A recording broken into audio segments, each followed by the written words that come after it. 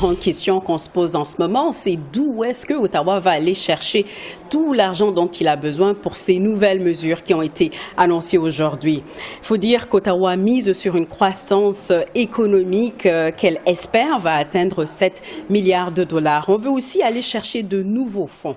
Il est très important de noter que sur ce point-là, à moyen terme, Ottawa espère récolter 20 milliards de dollars de nouvelles recettes fiscales au cours des 5 prochaines années. Alors, rentrons un peu plus en détail sur cette question-là. On parle d'un taux d'inclusion, notamment de gains en capital pour les plus riches Canadiens.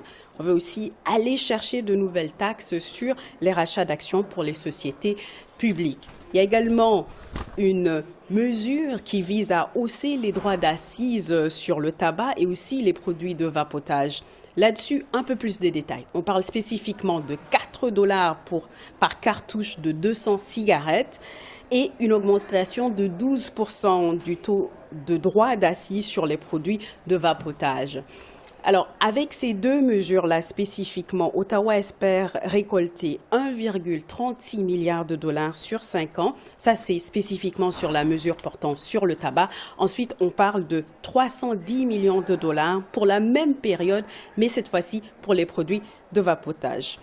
Objectif ici, c'est vraiment d'assurer une équité fiscale générationnelle. Et je mentionne que la ministre Chrystia Freeland, la ministre des Finances, a quand même voulu marteler aujourd'hui que même s'il y a ces mesures fiscales-là qui ont été mises en place par le gouvernement fédéral, qu'elle ne pense pas que ça aura un impact négatif sur les investissements dans le pays. Et je termine en vous mentionnant qu'il y aura une attrition naturelle des fonctionnaires qui vont à la retraite. Et avec ça, Ottawa espère récolter 4,2 milliards de dollars sur 4 ans.